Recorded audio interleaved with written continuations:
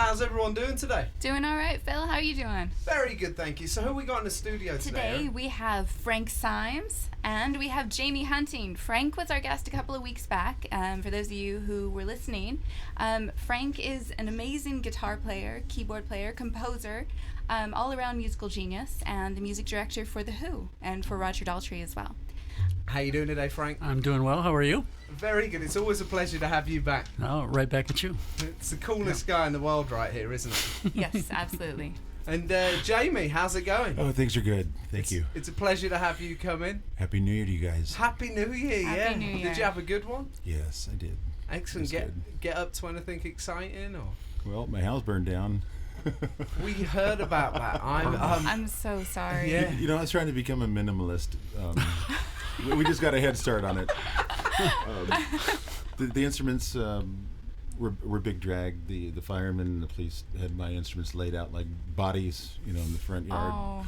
But fortunately, no life was lost, and a lot of smoke was had. Everybody check your electrical connections at the house because it could happen to anybody. Is that what happened? It was an electrical fire? It was like a tensor light with a little magnifying thing in it. He could have died if he had been there. Yeah, fortunately, I was at Frank's. Well, thank God you were at Frank's. Yeah. Yes. No, yeah. Well, you went over to someone else's house. And, yes. It was happening when it's easy to say. As we spoke. Oh yeah, I would have known it was. But I sleep fairly heavy, but you don't have much of a chance when you get a couple whiffs of this stuff. It'll knock you. You're out, and that's it. Anyway, on to better things. So I'm a minimalist. So tell us a little bit about Frank and Jamie here. So for listeners out there. I told a little bit about Frank, and then Jamie is an amazing bass player, one of the best bass players around. Thank you. And you play with Roger Daltrey. Mm-hmm. And who else do you play with? Well, Frank and I have a group. We play together. I play with some friends around town.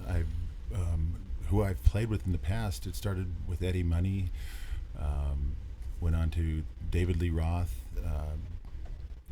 Guys and Guns N' Roses. We did the Outpatients record. Oh, wow. I probably forgot a few, but there's been a lot of stuff over the years.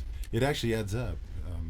I'm proud of my discography, and I had a group called Union with Bruce Kulick with Kiss, and we had a good run. Yeah. We came home in the green, got to travel around the world, and that's awesome. It's great, yeah. Well, Frank says that you are the best bass player he knows. Well, we're good friends. We're good friends, and but there's no bias whatsoever. No, it's true. He's not one of the best bass players. He is the best bass player I've ever heard in my life. Wow. And he was born with 200 times the normal neuronal bundle that people are born with for music. And so, so he's no minimalist in the neuronal department. He's a maximist. A gluteus maximist. He has a lot of brain power when it comes. It's just, when he was 19, he was Phil Spector's first call bass player. So, Wow. So you don't just luck into something like that. No. No, not you have to have the wares. Yeah. Yeah. I always say yes. See. And the music written with Frank it's easy to play, and there's a lot of stuff we can do with it, and the music has to be good. Yeah. Otherwise, there's a saying, make your money below the 5th fret of the bass, down here instead of way up here. Look at me stuff. There's a lot of our stuff we do is about the songwriting stuff, and there's a couple of. We're in the studio with two geniuses, and today. Right. Yeah. Well, you're just putting the pressure on, aren't you? The coolest guy in the world and genius. Those are hard to live up to. With the sidekick best bass player on the planet, right? Okay, lighten up on those. He's also got a bit of a Johnny Depp superlatives, will you please? But something Jamie said on a thoughtful note. On the way over here, he goes, where does all this music come from, Frank? We're listening to our music, and he goes, what you have is a lot of chi, and what is it, spiritual energy or whatever. Yep. who knows what that really is, but we all know it. We recognize it when we see it or hear it. Rock and roll. Yeah, that's what rock and roll is. It's chi, right? Yeah. Put in Eastern terms, but so that's what it is. What makes a musician great is brain power, hormones, and chi. I think that those are the ingredients. In that order. Yeah, or it could be mixed about. You could have a lot more chi than brain power, or whatever. But if you listen any to combination songs, will work. Listen to songs that Frank's vocal performances. They're real sassy. They're cool. They have chi. They have the chi. All right, go. All right, go. So tell us about your guys' group. It's Top Cat, isn't it? How did it start? All of that. God, it goes back a long way. Yeah. The Whiz Kids, when I first saw Frank playing with the Whiz Kids, I loved him. Loved that band. And that's good energy, like, Frank's music still does. It's good driving energy, and we'd meet a few years later at a local club in town and start playing and recording on a little 4-track and 4-track, went to 12-track, and then Pro Tools, and we just when Jamie are together, we have a good simpatico. There's just a great energy. We sparks fly. Yeah, have synergistic energy. 2 cheese makes 4, or something like that. Yeah. And what's funny about the music? What's funny about the music is we didn't sit there and go over and over and over it. It went down. I mean, we basically laid songs down and went on to the next one. Yeah. That's how they went down. That's just how they were. That's how. For me, that's my strategy. When you're recording songs, you don't want to work them to death and rehearse them to death. Overthink them. You want to be on edge and not be quite sure, and that's when you capture someone's chi. So just before you guys come in, we were listening to one of your songs called Hollywood Friends. Oh yeah, you like that one. Yeah. That was that awesome. One. Yeah, well, thank you. Absolutely brilliant. Yeah.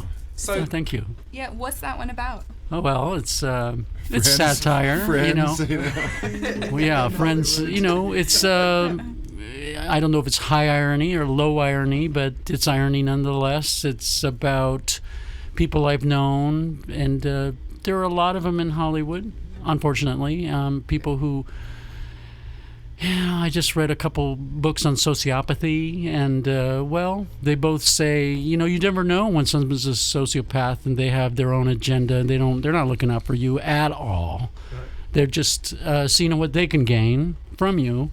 I've met a few of those. Yep. I'm not going to name any names, but I think, without saying any names, I think everyone out there, if anyone's listening. You know who you are. You're on that ladder, man. You're on the ladder, climbing up rung after rung.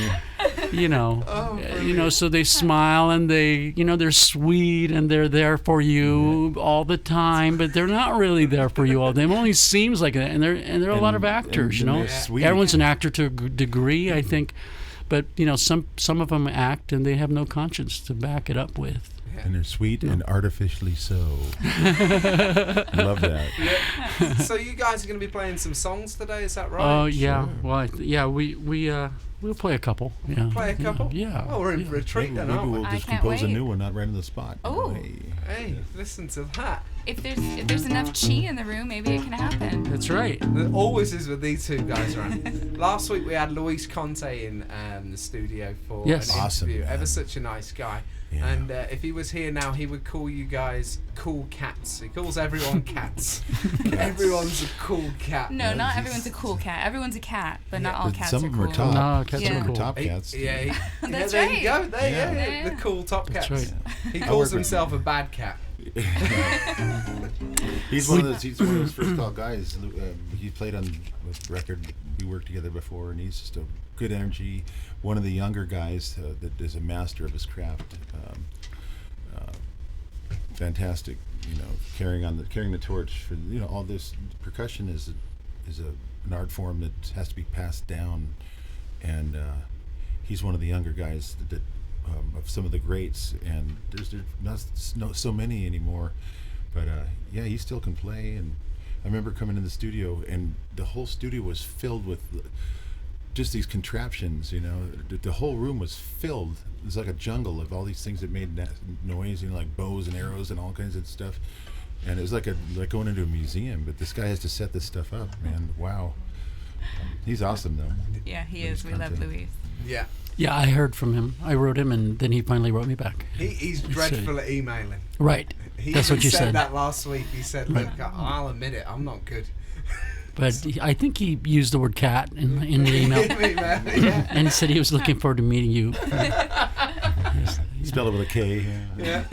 So, shall we please the listeners with one of your guys' songs? Sure. So we start with that Hollywood Friends? Yeah, Sure. let's do As it. easy as that. Hollywood. So, everybody out there, this is Top Cat Hollywood Friends. We'll be back in just a second. We hope that you enjoy this as much as we do, anyway.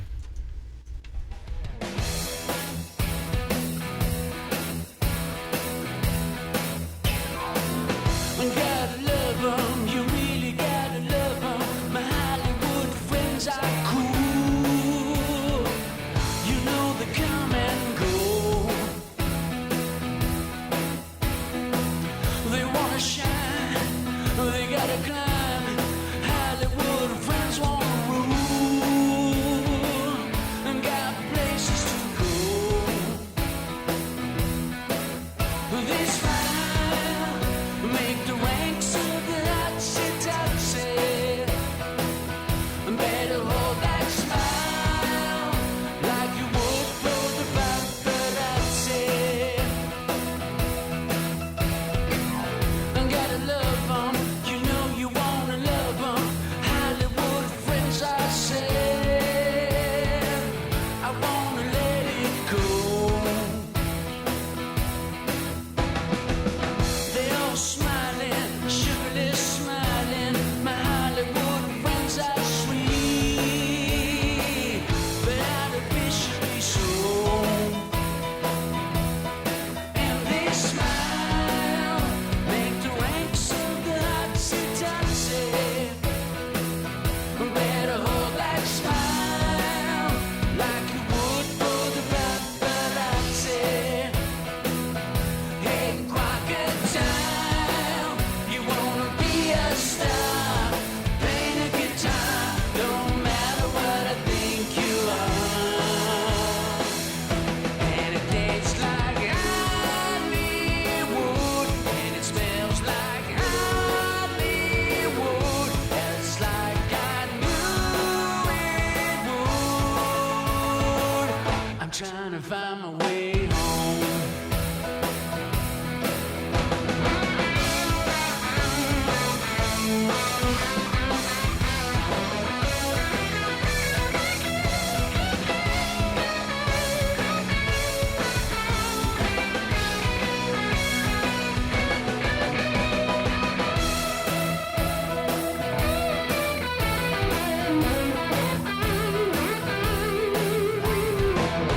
Gotta love 'em, you really gotta love 'em. Hollywood friends are cool. You know they come and go.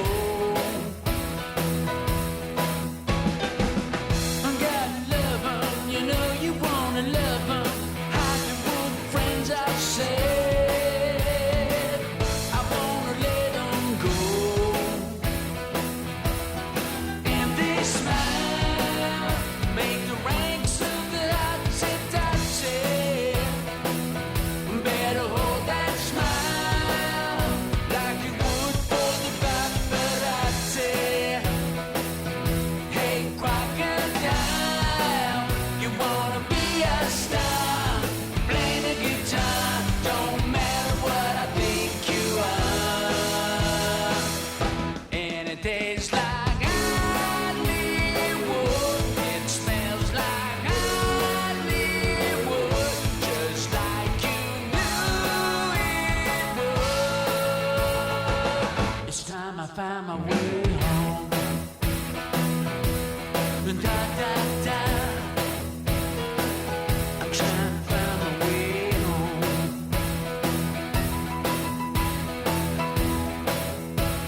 Oh, Hollywood friend. Da, da, da. Yeah, yeah, yeah, yeah. Yeah, yeah, yeah, yeah. My Hollywood friend. was Hollywood Friends by Top Cat, who we are fortunate enough to have two of its members in the studio with us today. We have Frank Symes and Jamie Hunting. Hello. Hello, hello. It's a pleasure to have you guys in here. Frank, it's Likewise. a pleasure to have you back. Likewise, as always.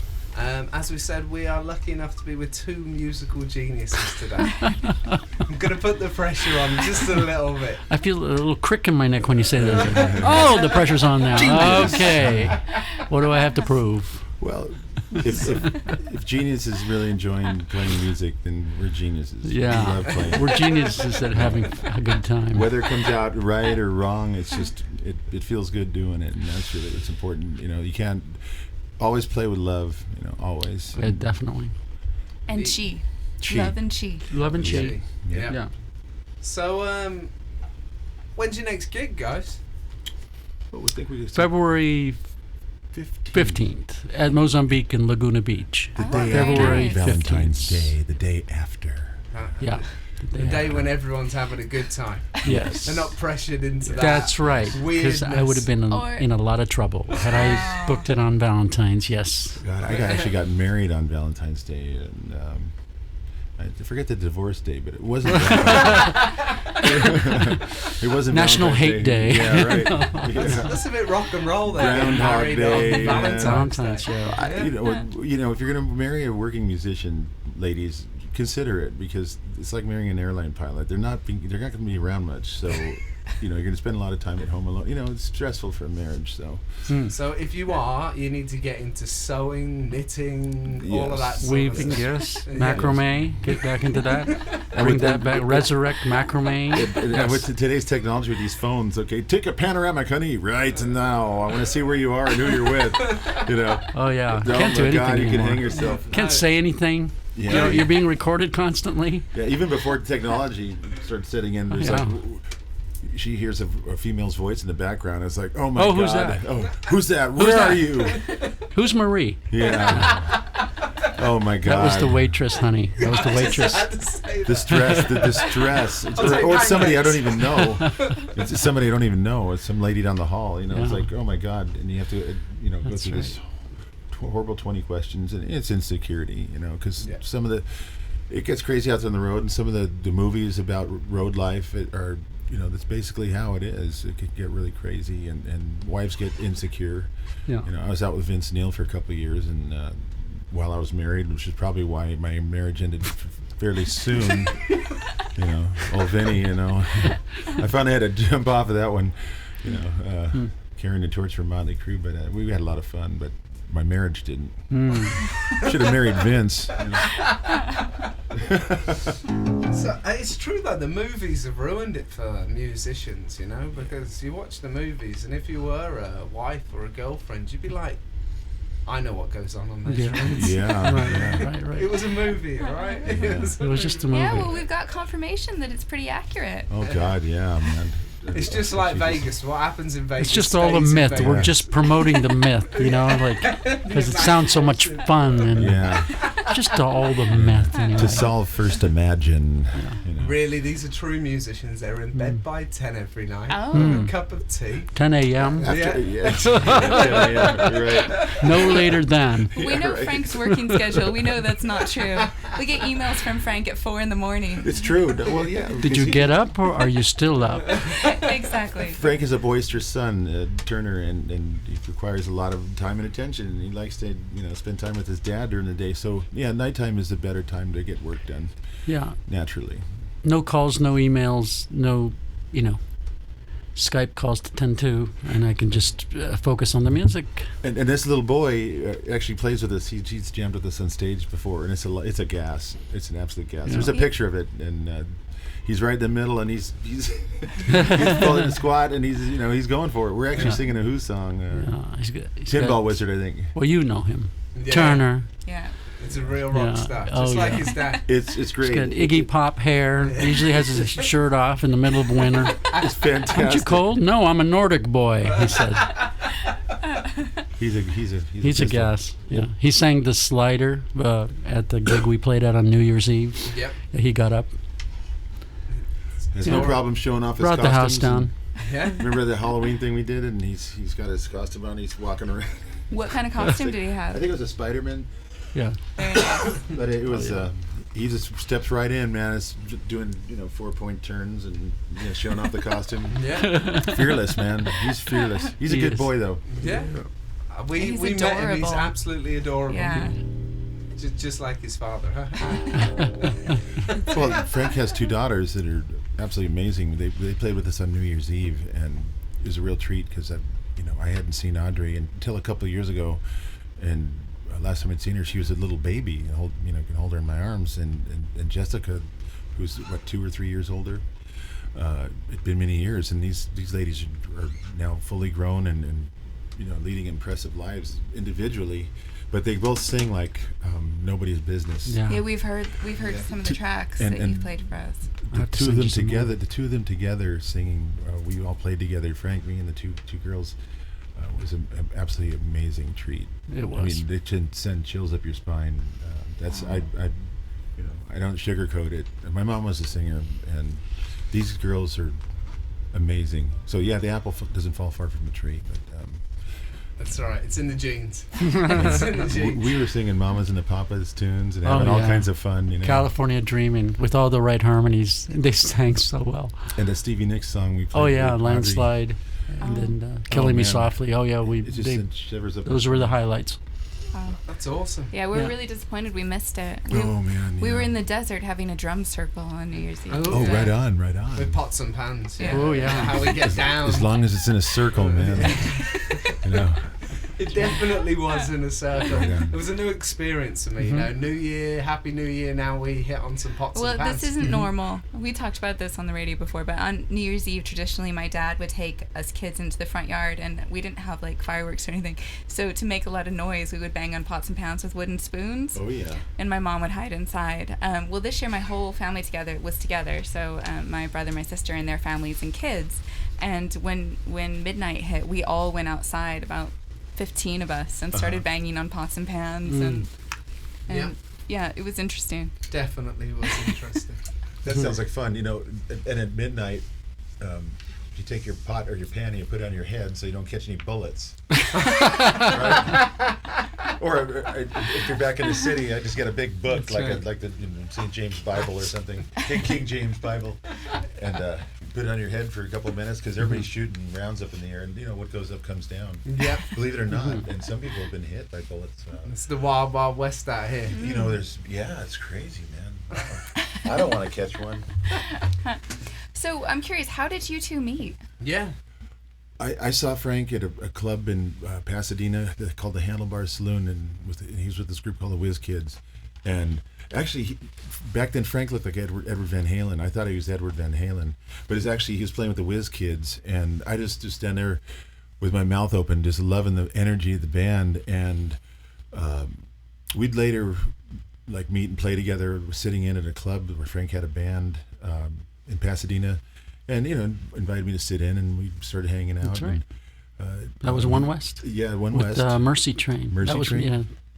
And his bass player would graciously let me sit in, and he graciously let me sit in some more, and eventually we started. Yeah, pretty soon we were playing together. Yeah. Actually, we met probably 6 or 7 years before we actually put a band together. Yeah.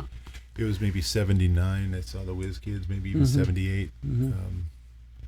But I remembered them. I still remember the songs of the Whiz Kids.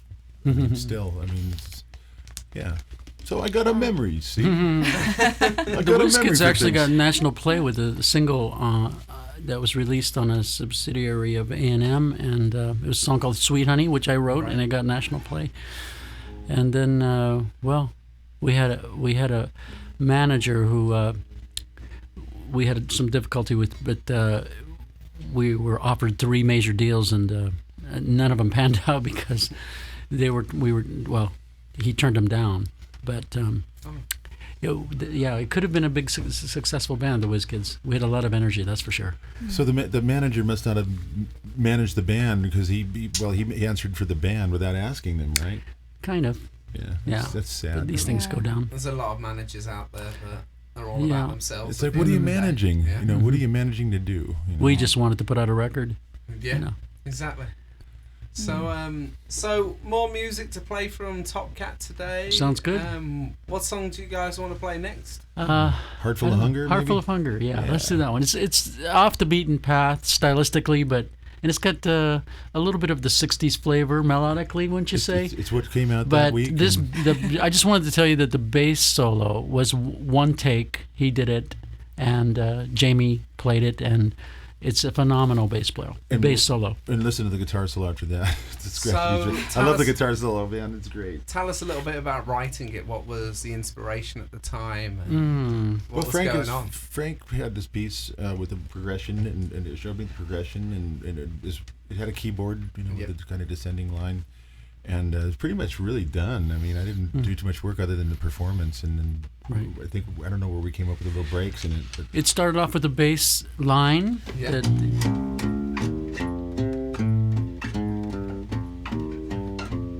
And it goes a little bit different the second time around. That's it. So that was the bass line that put together with a little bit of a story about losing a woman and then wanting her back, and then telling her that, my heart is full of hunger for you. Baby, it's and cold so that's tonight. what it's about. It's based in real life. It's cold. It's so cold without it's so you. Cold tonight, man. Come here. Yeah, get back here, baby. It's I can't take cold. this. We're in Alaska, baby. Yeah. Heart full of hungry and no clothes on. It's cold. I want to eat some vegetables, for crying out loud. So there you have it. You hear that on Heartbeat of a Planet. This is Heart Full of Hunger by Top Cat. Stay Right on. tuned. We'll be back in a minute. As you know, it's cold out there tonight, baby. Ooh, yeah.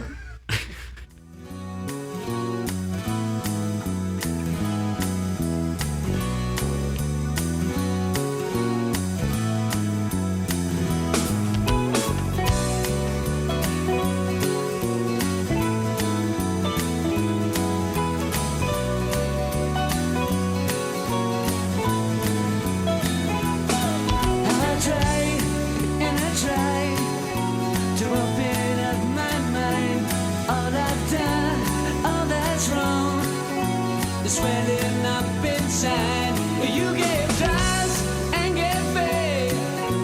I gave you words of stone. You offered love, offered time.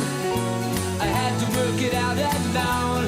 I'm all ears, I'm all eyes, and a heart full of soul.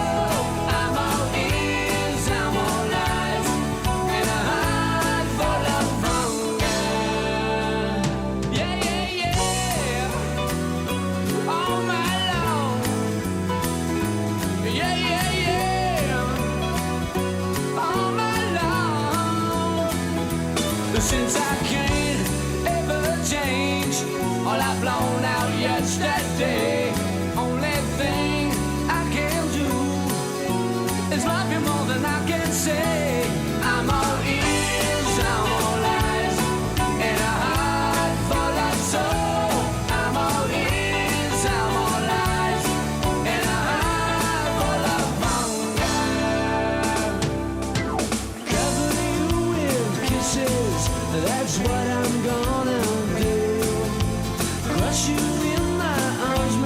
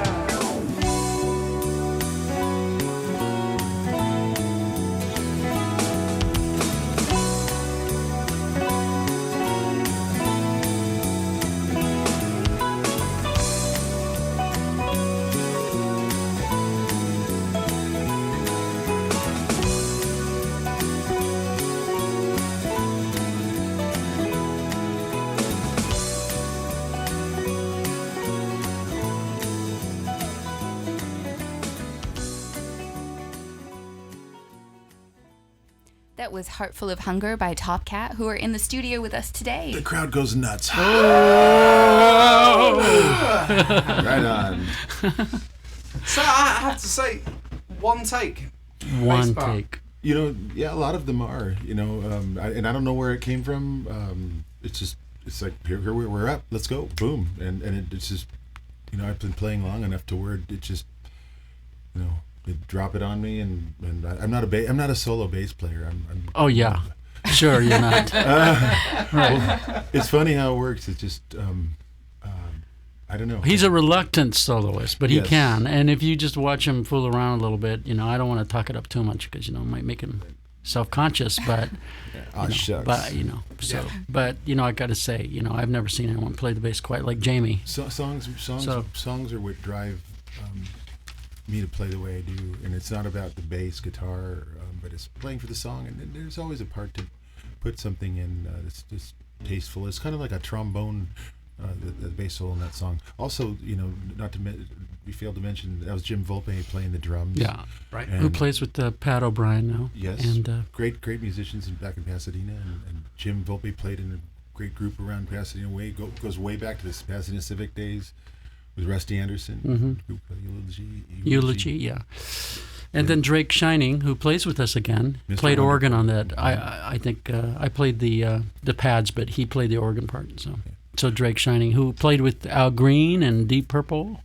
There you He's have it. quite, you know, he's the real thing. So it's an all-star band. Oh yeah, he's great. He's just as you can't get a better. Cynical. There's a, Oh, yeah. He's a Snotty Scotty and Hankey's alumni guy, but Drake's a genius in his own right. He's a great keyboard player. Oh, Like yeah. Mr. Wonder Chords. Yeah, it's always fun to play with him.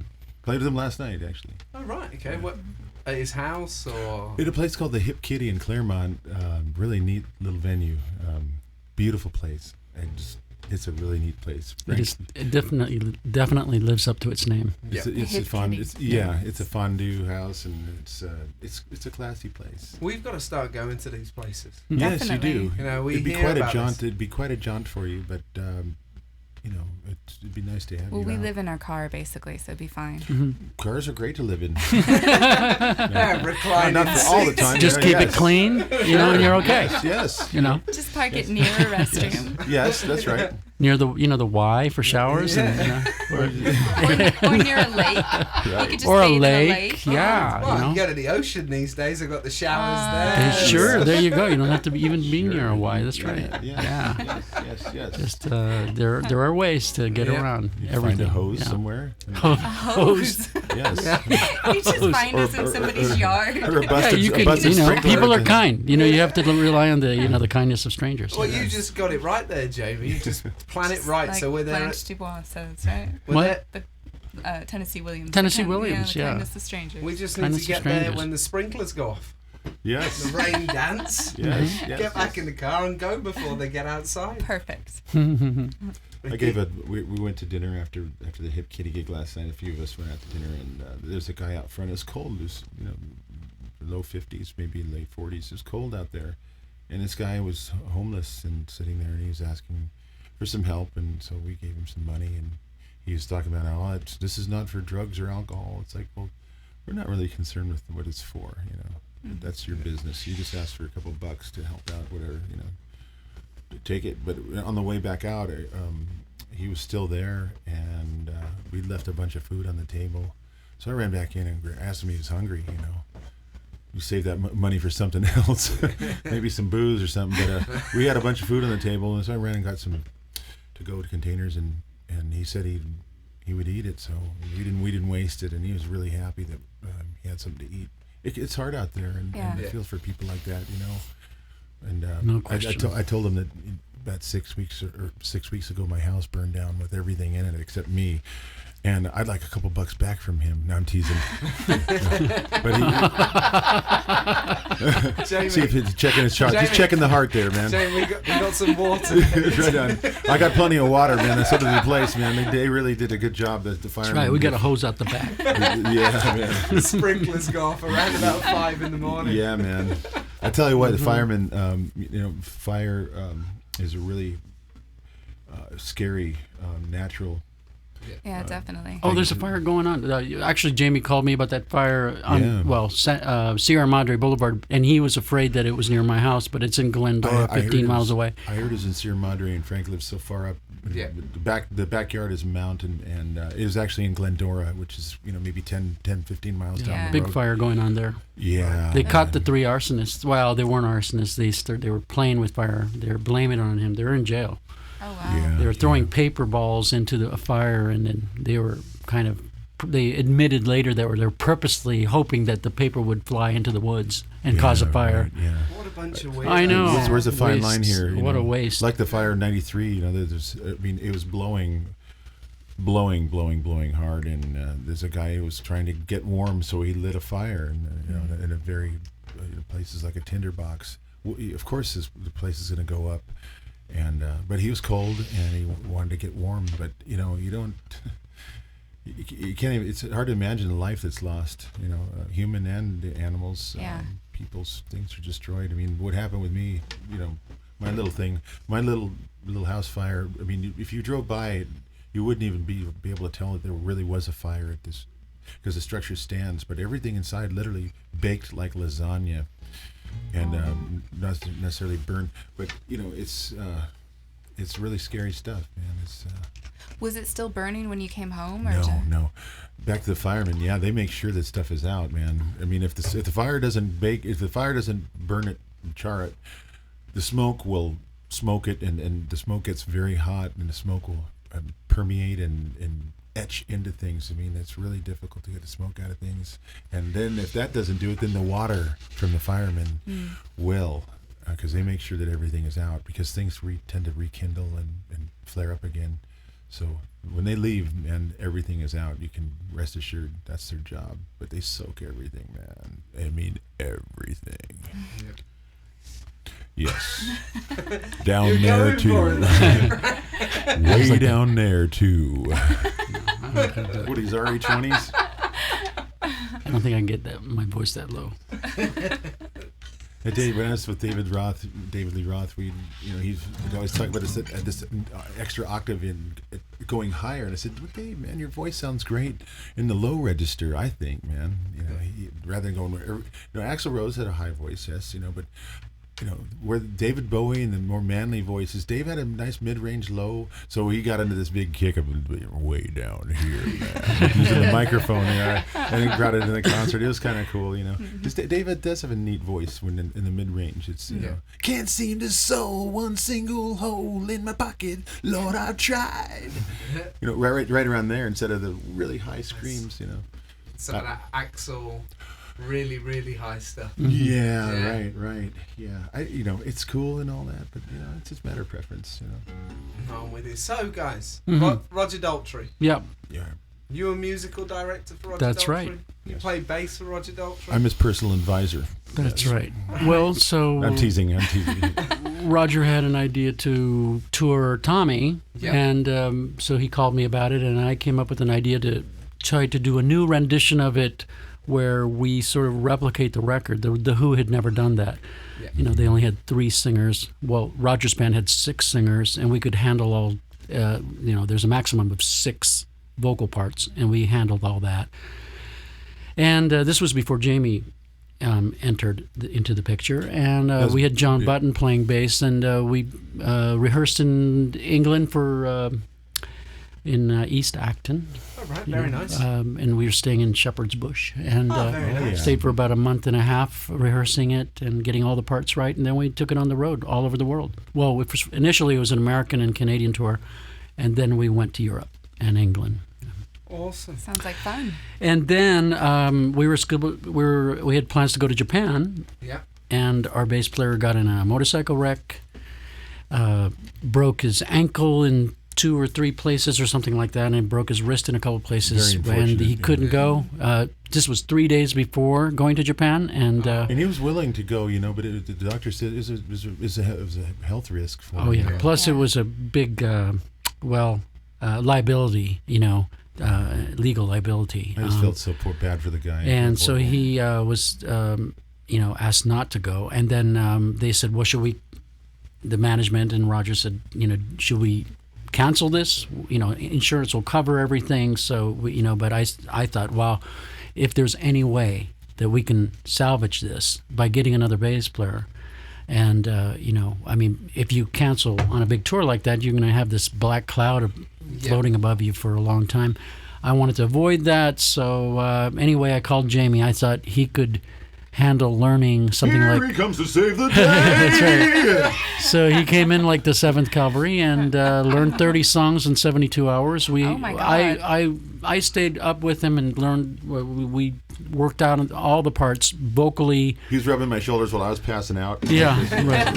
We had about 3 or 4 hours out. of sleep for about 4 nights, and that's including. And we had to get the immigration papers together. We had to get work visas. We had to we just barely made it for getting those papers. Yes. And but we got on the plane. We went to Japan, and we had a very successful tour. And he saved the day. Frank and we'd always talked about. I spent some time in Japan in '84 and '85, and actually played with Sammy Davis Jr. and had a wonderful time over there as the house bass player. House bass player at the Copacabana, playing all those all the hits of Girl from Ipanema and all that type of stuff. And it was a good experience anyway. I love Japan. I just love it. And, Frank's mother, from Japan and his family. And so we shared a common love for Tokyo. And so we always talked about going there. Yeah. And this is kind of fulfilled the prophecy of it. That's right. It was a small dream. We were just smiling and happy as pigs in SHIT. Yeah. really yeah. were, Yeah, it was a lot of fun. It had always been our little fantasy. Oh, I wish we could go to Japan and hang out in Tokyo, It actually happened, man. And it actually happened. That's so, awesome. Playing Tommy as well. If you live long enough, you get to do all these things you thought you'd never do. What's funny about that? Yeah. We had one rehearsal. I'd never even met Roger until maybe a half an hour before we rehearsed. We had one rehearsal, and we just kind of skipped. We didn't examine all of the pieces. We just kind of jammed some songs, and okay, you can play, and we had some pizza and went back to the hotel. But the show day, everybody in the band used these special in-ear monitors, and we did our sound check, and I set my in-ear monitors down on the drum stage next to my station where the bass stuff was, and we went about our business. Showtime comes, where I'm still writing notes on somebody's back on the way to the stage. I mean, you talk about petrifying. This isn't a small-time gig. It's a big gig. Roger Daltrey, yeah. How big was Tommy? How big was the crowd? Okay, play Tommy now. We were at the Tokyo Forum, and I don't know what that place holds, but it's a large theater. Yeah. Who's gonna play some Tommy right now? Yeah. Just gonna play the whole album. Yeah. I have the script. Yeah. I heard it a couple. Heard it a couple times, and let's see if we can recall it, But so Roger huddles up and getting ready to go on stage. They introduce the band. We all walk out there, right? Nice applause and everything. And wow, this is like real. And I'm just I've been waiting to get one show under my belt just to go. I can do it. It's done. We know it can be done. Fairly unscathed, and just to get one by, just to have an idea where we're working with. So we get out there, and my in-ear monitors are not where I put them. They're just gone. So everybody's queuing up, ready to get plugged in, ready to play, and I'm looking around, left, right, center, left, right, up, down. Where I'm looking. Where the hell are my there's no way I could play the show without these. And so I'm looking back at the guys going, my in-ears, man, pointing to my ears, where are they? So by this time, the crowds, the Japanese audiences are very polite. And so they've quieted it down. And now it's almost like you can hear a pin drop in the place. And we're standing out there, and there's a guy that runs off the stage and goes to look for these monitors. Where could they be? And this is my first show. I didn't know. I guess somebody had overlooked, or what the protocol is for what we do with them when we finish sound check, because they clean them and bring them back, and they put them in the dressing room. Yeah. Well, I just set mine down and expected them to be there. I didn't know they were going to be in the dressing room. It's just I'm new. What are you, new? Yeah, new.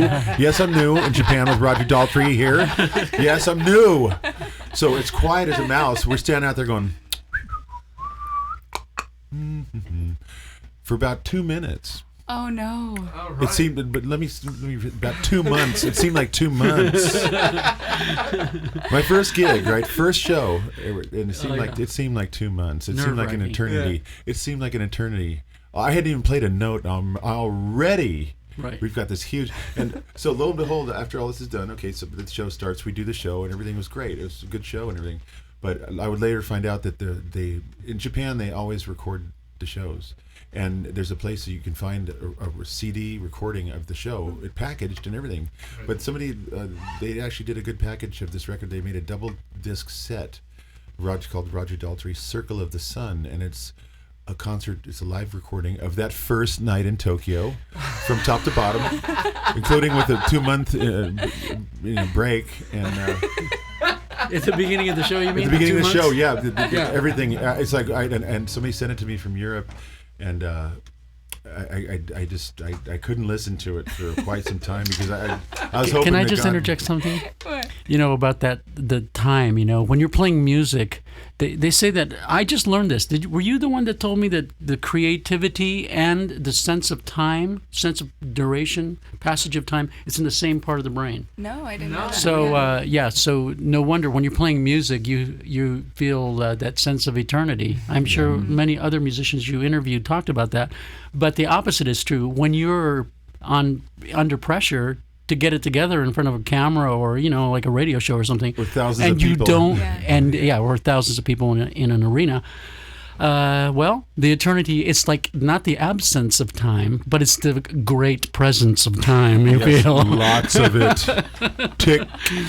It's the opposite. So that sense of time comes back at you because you can't be creative. Because you don't have your in-ears or whatever it is. I'm telling you, man, I can't tell you. It's excruciating. I felt like I was 500 feet tall on that stage. It just, oh my God, I couldn't escape. Yeah, we were all under pressure because, Roger, everything he said in between the songs, well, not during Tommy, but after we played Tommy. Yes. He wanted to talk, and he wanted me to suddenly translate everything in Japanese. I'd never done that before. Okay, well, my knowledge of Japanese ended at 13 or 14, and so, well, if it gets complicated, then I have to explain myself, or I might not know the word. He said he worked in a sheet metal factory when he was 14. Well, I didn't know how to say sheet metal factory. I know how to say factory, and I know how to say metal, but it doesn't quite translate. So it was difficult, but I got through it, and I heard the feedback I got was that they were amazed. They go, "Where did this guy learn his Japanese?" Oh my God, he thought he's an American guy, and he speaks fluent Japanese. That's awesome. Yes, you can pinpoint the dialect down to the neighborhood. That's how well he speaks. So how many shows did you do over in Japan? Oh, let's see. We did a couple in Tokyo, one in Osaka, one in Nagoya. Less than 10. We were there for a couple weeks. Yeah, a couple weeks. Yeah. It's funny. This is the whole time, with the excitement of the show and being focused on learning the music. That was just the first show. I forgot to realize the disaster that's going on over there with the nuclear from the tsunami, and Frank and I we go out as often as we could to go out and do whatever, walk around. We went to his old neighborhood, and forgot to notice that we couldn't find cigarettes on the street anywhere. In Japan, in Tokyo, I love Tokyo. There's vending machines. I mean, you can get pony kegs of beer out of a vending machine, and cigarettes and all that stuff. But all of these were empty. None of them were. Yeah, it was very strange. There was a strange ghost town quality to Tokyo. Forgot to, after it was all said and done, I was like, "Whoa, man, that there's something was going on there." Well, obviously something wrong had happened. So it's global proportions. The disaster, man. It's such a beautiful place. I love Tokyo. I would move there in a second. I love Tokyo. I just love it. I still have the keys to my apartment. That song. I love Tokyo. Yeah. I think Deep Purple came close. My girl from Tokyo. That was a great tune, man. Yeah. So Frank, what was it like redoing Tommy? Oh, it was a lot of work. Yeah. Not quite as much as Quadrophenia for the Who, but it was almost as much. There were. All in all, let's see, there were 23 songs to put together, and the Who had never done it this way before, so I had to kind of take, they recorded Tommy on 8 tracks, and so all the background vocals would be on a mono track, so you have to parse it out and make sure you have everything right, and not only that, but just everything, the structures, the Frank dug it chords, up. the melodies, the harmonies, just make sure everything was right. And it's a whole lot of work, not just analyzing it, but then to make sure everyone's doing it right. So, yeah. So when you say a whole lot of work, how long did that take you? I would say it was about 3 months of work. 3 months. 3 months of solid working, work. Solid work, yeah. Wow. That's working full days, Frank's 6 days. working dude, man. What about Quadrophenia? Quadrophenia was probably about 4 months' work, Right. and it could have taken a year to do, but that was even greater because, I made 260 mixes of so that each part could be emphasized on the right side, within the stereo field, and then I had to score all the horn parts, the strings, the synthesizer parts, scored all that, and some of those songs are like 8.5, 9 minutes long. Yeah. That was a lot of work, scoring it, and then I had to record the horn parts and for sampling purposes, because I played some of those horn parts on my keyboard. Then we had 2 horn players, and so there were 5 horn parts altogether. I would handle some upwards of 3 parts, and then there was a trumpet player and a trombone player, and they would play other instruments. And this goes on. It's just the parts were trumpet 1, 2, 3, trombone, and euphonium. That was the basic score for the horn parts, and we had to figure out how we were going to do 5 parts with only 3 musicians. Right. So that there was some kind of thinking through. And then I was sort of the musical director. I was the musical director for the audio portion of the show, which included 6 of the songs. I had to make sure the synchronized tracks would work with the visuals. Right. And so that took a lot of work because we had to make it seem like it was all live. I don't know, did you see the show? Oh, of course you saw the show. We did. It well, was so amazing. yeah, of course, that's where I met you. I am in a different world. Correct me if I'm wrong, but No worries. like for instance, a bass solo. John Entwistle's bass solo. Well, that had to be edited down from 8.5 minutes down to 2.5 minutes, and I did that, and then a click track had to be created, and when they're the Who naturally moves around in tempo, and so these images on the visuals had to be timed with synchronized with the music, and someone had to sort of make it all work right. And the drummer has to play with the click track, and the click track is accelerating throughout, and so I had to make sure that the drummer could play. Well, Zach could play, and then later Scott, but play to what I deemed was appropriate for that. By the way, Scott called today. Scott called Frank and was concerned. He thought Sir Madre was on fire too. Oh, right. And offered his. I'll have to call him later. Scott's a wonderful drummer, great guy. Yeah. And, so Scott Devours is the drummer for Roger Daltrey, wonderful, and he's wonderful just drummer. great drummer. So And we Great guy. saw the Who at the Staples Center first. Was that Zach drumming at the Staples Center? Yes. Yeah. yeah, by Staples Center it was, Yeah, yes. and then it was Scott in England. Scott in England, Yeah. that's right. Both incredible drummers. Scott got grilled, and I was looking at him and I'm going, I know what you're going through, bro. I know what you're going through, man. Well, Don't leave your cans laying around, man. Scott had to replace, Zach on the morning of the San Diego show. I mean, I got a call from London at 9 a.m. and said, "Can we get a drummer?" Yeah. Really? Yeah. So I called Scott, and he learned. Well, he knew about 60% of it, and then he learned the rest of it on the way down in a car with a CD player that wouldn't just rewind a little bit; it would only rewind to the beginning. No, it's like, know where you are, Scott. I know where you are. I'm with you there, brother. Is that Murphy's I know where Law you or are, what? man. I mean, he's got 2 hours to, impress Pete Townsend and Roger Daltrey, and he's got Went through and the he's same got a thing, CD man. player that just goes back to the beginning. Same thing. Okay, man. let's see. Are we at song my 14? Okay, let me just go back a little bit. Oh, beginning of the song. It's Beginning right. of the whole show. Everything that could great. go wrong, and then does, So- of course. Does go wrong. So he showed up, and Pete walked up to his drum riser and said, Scott, this is almost an impossible task, but if you think you can do it, please do it. Yeah. If you don't, you can bow out. We'll be fine. We can cancel the show if you like. And Not any pressure. he said, Yeah, "No, nobody will hate this is ya." this is the moment I've been waiting for all my life. I All think my I'm going to life. give it my best shot." That's awesome. Yes. I think I can hang with you who guys. Yeah. Yeah. I think so. Yeah, I think I'm gonna hang it out. Yeah, I'm not gonna. Yeah. Didn't learn to become a beautiful, great drummer to just sit there and go right in front of Pete Townsend. No, I don't think so. No, I don't think so. It's not happening today. Sticks in hand, Pete Townsend right in No. front of you. You know. Oh yeah. No, I think we better go home. Yeah. Let's just go home. Let's just go home. Cancel. This is too much. No, Scott. This is just too much for me. Yes. I'm overwhelmed. Yeah. So did Zach just bow out? Well, there were Personal some problems, reasons I don't yeah. want to get the personal problems, issues that I don't want to get into right now. But there's a reason why he couldn't do it anymore, and we brought Scott in for that reason. Well, for those of you listeners out there who don't know who we're talking about, the drummer at the Staples Center was Zach Starkey, who's That's right. Ringo Starr's son. That's correct. Fine drummer. Yeah. Fine drummer. Right. Yep. Better than his dad. Well, Oh, he's- completely different. But- I mean, but Ringo's a fantastic drummer in his own Have right. you ever seen know. Ringo play drums? He's actually standing up. He's just kind of leaning back in a chair. It looks like he's standing up in his chair. Yeah, he's not sitting down squatted. He's like sitting. His legs are.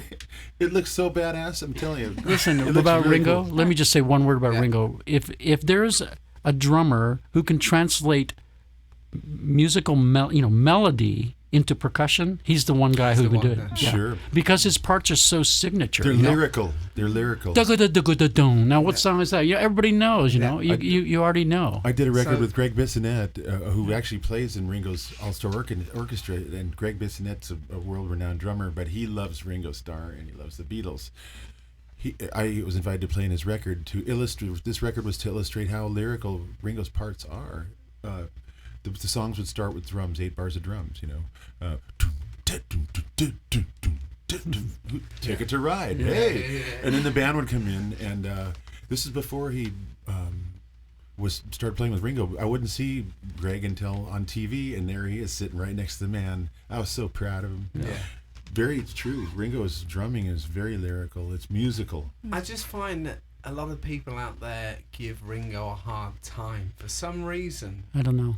They give Because him a hard time. he's got such a nice Clean look on his look, face. yeah, He's that's so friendly and kind looking. I don't know if that's it, but Yeah. I think it's he made fun of Elvis. So we don't know. I don't know what they're personally musically, professionally. I can't find a way to criticize Ringo's drumming. I think it's fantastic. He's- it's absolutely. it's part of the Beatles sound. Exactly. They You know, Paul and Without John. Ringo- You couldn't put Paul and John Carl and George, Palmer or some Vinnie Colaiuta into the Ringo position, and it wouldn't be the Beatles anymore. Of course, Exactly. there's personalities that were involved also. Pete Best was a fantastic drummer. Was it Pete Best? Yeah, Was it- yeah. Fantastic drummer, probably way better than Ringo. But Ringo was the guy who fit the part and could, Exactly. Yeah. Gave it the character It's- that it needed. Absolutely. It's a compound. One makes the compound. Absolutely.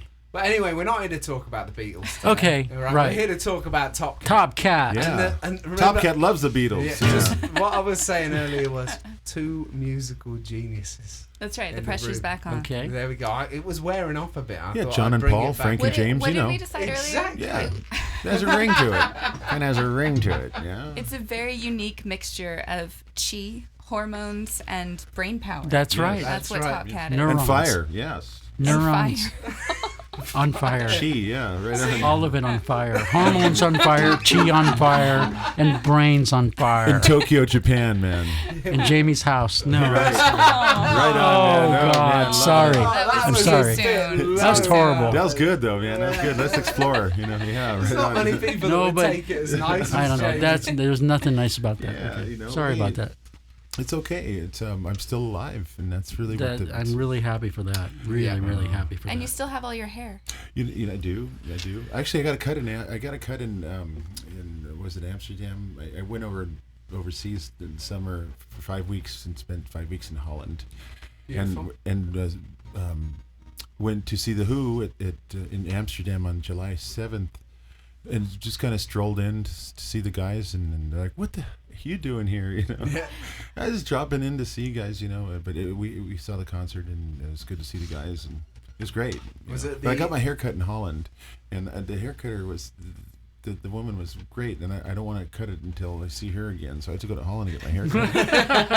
That's an expensive haircut. That's a good excuse, son. Well, otherwise I'll have a don't. Definitely. I want to do, not a don't. You know, I can't. But now, you know, my hair grows pretty fast. But yeah. Was it the big arena in Amsterdam, the Who concert? Yeah. Yes, it was. Yeah. Yes, It's it a was good arena, place. that one is. It is. Yeah. Yes, very hospitable, and yeah, the band was good. See, it's one of the only arenas I can say I've been to, that and Rotterdam, where you could smoke dope freely. Well, there's these big screens, and before the concert, there's the thing that says, it reads out, you know, about Roger's allergic to marijuana. I think he has reactions to it, and I've heard we'll stop the concert and ask somebody to please take it outside because the smoke really bothers him. And so there's a screen, a thing asking the people to confine their thing to brownies, you know, Right. politely. No. He's allergic to it. It makes him sleepy. I don't know. It really affects I think it him. affects his voice. Voice, Yeah. It affects Yeah. him, yeah. And he doesn't like cigarette smoke. Or I anything went. like that. I was in Amsterdam at the arena there. I went on when I was younger. I was best friends with the kids of UB40. Oh, right. So we went on tour there a bunch with them. Cause it was like a 45-minute flight from England, Right. and it was like a mist Mm. inside the concert. Oh, of yeah. UB40. It was like smoke central. It was kind of vile. If you weren't smoking yourself, you still came out feeling Sure. high. It's like, how do they ride those bikes, man? So stoned. I know. I don't know. I mean, and there's like millions of bikes and everything, but I mean, I'd ride about 10 feet and I'd tire out. Yeah. But you know, ironically, I'm allergic to marijuana also. Right. And like Roger, but yeah, I have a very severe reaction to it. What happens? I turn green, and I start budding, and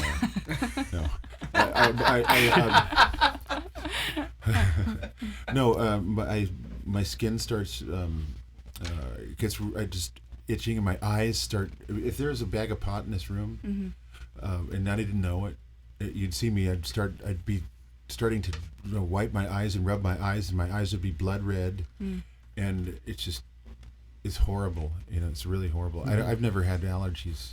Yeah. But you know, I wasn't always allergic to pot. But one day I woke up and I was, and I couldn't touch it. I couldn't go near it, and for whatever reason, you know, God. Yep. But yeah. So back to Top Cat. We're back from. Yeah. We're on a drug We keep tour straying. now. Yeah. We keep straying. Yeah, there we Yeah. go. So you Back to guys- the music, man. Back Yeah. to the It's like music. a cat. Strange. Yes. Yeah, There's lots there of you go. stories involving it, though. There's so you can go in any direction and find a wealth Yeah. of information. That's right. All connected. It is, like you said, just like a cat straying, Straying, and that's right. Frank's like a cat. He stays up Yes. through the night, And they're all cool cats. and they're all cool Yeah. cats. Cool. Yes. Yeah. Yes. So you guys are gonna play a live song today, Yeah. or with? I'm going to do Touch Me Now. Is that all right? Sure. Oh, awesome. Oh, there we Yay. have it. I think we're tuned. We'll just go for it, and we'll adjust as we go. Yeah, Sounds exactly. good. It sounds great. Okay, so here we go. Touch Me Now. Dum, dum, ba, dum, dum, dum, tsh, dum, 1, 2, 3.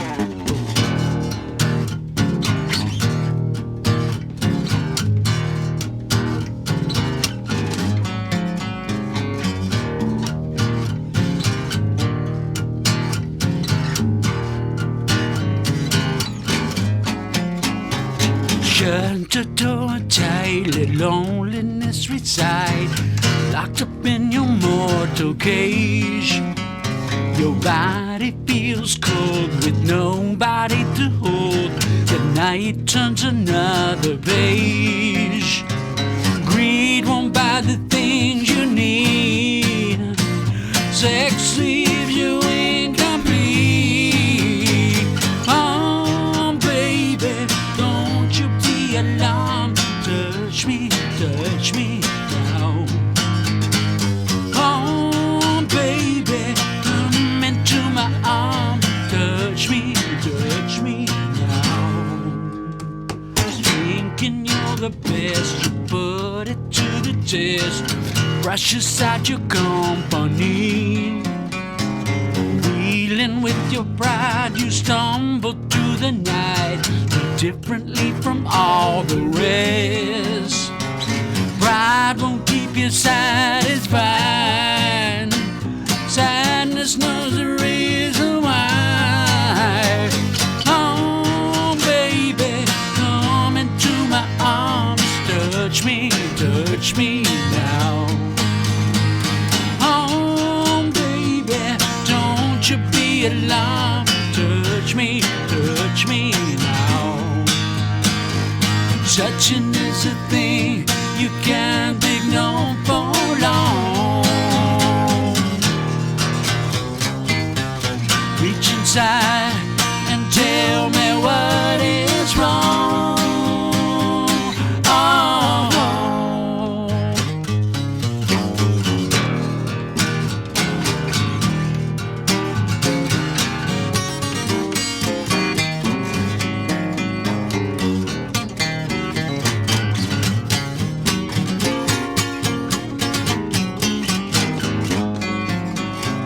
Pride won't keep you satisfied. Sadness knows the reason why. Oh, baby, come into my arms. Touch me now. Oh, baby, don't you be alarmed. Touch me now. Oh, baby, come into my arms. Touch me now. Oh, baby, don't you be alarmed. Touch me now. Right on. There we have it. That was awesome. Wow. Awesome. Thank you guys. That You're was welcome. incredible. I just gotta say, I love playing with Frank Symes, man. I really do. You know what? There's a thing when you play with other musicians, why it works and why it doesn't. It's about sharing energy and passing it on, and we feed off each other. That's what makes a good band, is when you have people. The chemistry of a band is when everybody can rely on each other to pass the energy back and keep it floating. You know, and it's always happened with me and Frank. We just look at each other and it's like, We're locked. just nod. It's just a nod. It's like, I love this. Like sometimes even a smile. A smile, even. Like we're just like, the one night, the one smile of the night, we just like that. We're like, Yep. yeah. Once again, yeah, here we are, man. It's right. Everything's right.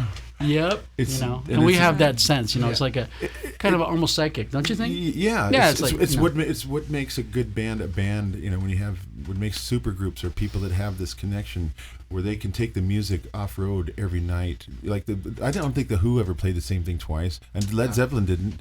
These guys were creative, and they evolved as they spent their time playing. It was Pete Townsend, I'm sure. Yeah. I mean, those guys. That's how they did it. Frank would know better than I would, but Oh yeah, they still do that. it's Pete plays something different every night. He Which feels is great. tomorrow's a different day. You're going to feel different. People ask me my influences. I say the weather. I mean, it's really true. I mean, unless you want a really long list of all the people I've ever heard in my life, because they're all influences. People are influences. The weather, anything you're exposed to, is part of what you are. Yeah, no, 100%.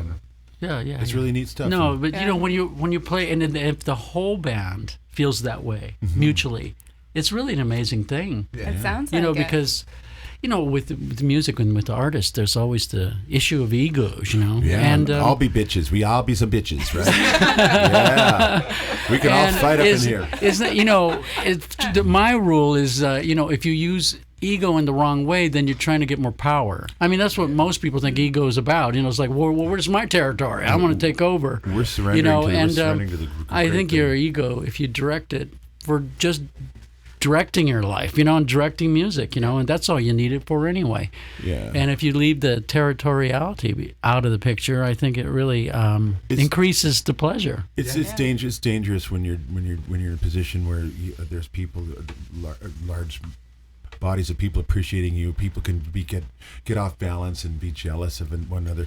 But if you're focused about really where the love is, the music, and this happens with so many bands that become big, they fall apart because of something really lame, and it's really unfortunate. It happens to the best of them, and they can go back to the simple things of you got more light than I did, or you get more attention. But for me, Frank, I'm just happy to be there, be a part of it. Well, I feed off of him the same way, he's got creative energy, is about performing, and he comes up with great arrangement ideas, great vocal ideas. I'm not shy about For instance, on Hollywood Friends, there's that really nice harmony that happens on the second chorus at the very end. There's like a non-parallel harmony that happens. He came up with that, It was like really cool, It's like if I might have come up with something different. I like non-parallel harmonies, but he comes up with it too. The musical parts, I spend time on vocal arrangements because that's really the last thing I really look after. But it's fun working with Frank with his vocals because we can pretty much do anything. So I start throwing stuff at the wall, just not just to do it, but there's lots of ideas, things we can do, and vocal arranging is my strength. Yeah. The whole producing and arranging aspect of music is, all creative. It's not just, sadly, the only person who gets credit for a song is just a songwriter. There should be like at least 10% of that song might be given to whoever's in the room, whoever's working, actually making it what it is. Yeah. Maybe there should be like a separate royalty schema. But something like that, Okay, give the writer the full share of the writing of the song, but then, production, So if you have different people came up with different parts. So give them all credit. Do you know the size of a pile of stuff that you would have in a room? Whether it would be a song or be throwing stuff in 5%. If it gets out of hand, you have this big, huge pile of what's supposed to be a song, and it's really like I want my, But they boil it down to like titles. There's always political issues to. Speaking of territoriality, there's always I've dealt with situations where I've written songs for other artists, and because the producer's there and in his position, and he takes full advantage of that and wants 1/3 of the songwriting credit just for producing. I go, well, that's right. Aren't you being paid amply or getting credit amply for this? But you still want 1/3 of the song, or greedy. Yeah. Or an artist will say, "Well, I'll put this song on my record if you'll give me half of the publishing." It almost goes without saying, guys like David or Bowie. half of the writers. Sometimes. It's absolutely crazy. I don't look at myself as being a songwriter at all. Frank Symes is a songwriter. I love his songwriting, and I'm a contributor, and I have original ideas, of course. Yeah. But I'm a bass player. I've always loved playing the bass, and which, being an arranger, naturally, bass players usually are arrangers, like the late, great Dee Murray from the old Elton John band. Did a lot of those vocal arrangements and stuff for Elton John. But Frank's a songwriter. I am not a songwriter. Yeah, but you contribute integral parts of songs. Absolutely. And it turns into a song because of that. Love or Be Loved, that's the song that we gave you. Sure. You came up with a title, and then the next thing... Sometimes the theme of the song will be mine, the whole idea of it. And Frank will come back with writing about this idea. Another time, I'll have a Love or Be Loved's a pretty good song. It has all these, references to... mythology and stuff, Cool. It's a little esoteric here and there. When I was in grade school, Susanna Hoffs really liked it. It's cool. The whole idea of it was, I remember when I was in grade school, I'd really be, in love with this girl across the room, right? And she wouldn't want anything to do with me, and I didn't exist. So when I finally would give up on her and be looking at another one down the hallway, that's when she'd come start noticing me. It's weird. It's a polarity thing. Yeah. And that's what I present to Frank as an idea, and he comes back with this, incredible bunch of words, and there it is, man. It's like, how do you do it? So Love or Be Loved, that was his title, and then I ran with that and wrote a whole song based on the title that he came up with. Love or Be Loved. Awesome. Love or Be Loved, which is, brilliant. Well, here you go. Well, there you have it. Yeah. Love or Be Loved. I'm happy to. Whatever triggered it, even 4 words or 5 words, it's brilliant what Frank did with it. I love it. I wish I could do that. I really do. Maybe someday. Someday it's the name of the street leading to the town called Nowhere. And on that note, on that note, let's hit it, man. Here you go, guys.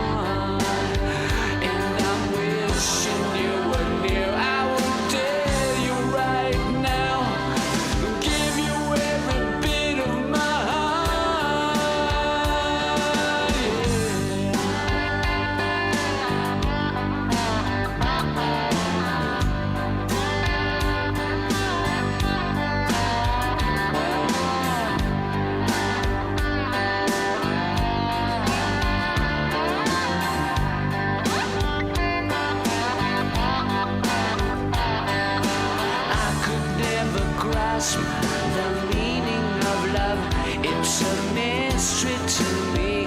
It's so strange, and I could never understand it at all. It's just a theory to me. Love is strange. Love is strange. And I'm wishing you were here. I would tell you right now. Wanna give you every bit of my heart. And I'm wishing you were near. I would tell you right now. Give you every bit of my heart. I'm wishing you were here. I